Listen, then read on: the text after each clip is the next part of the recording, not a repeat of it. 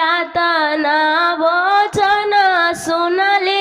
बेटी के पापा हो सुना धनिया वचन हमार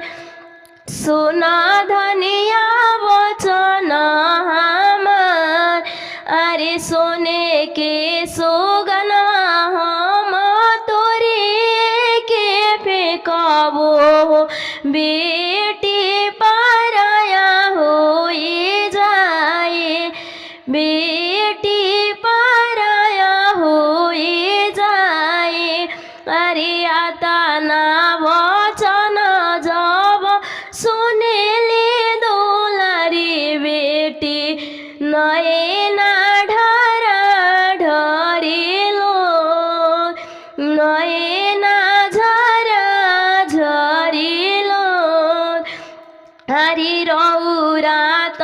बड़े पापा 1 लाख गैया हो रुपया त बड़े अनमोल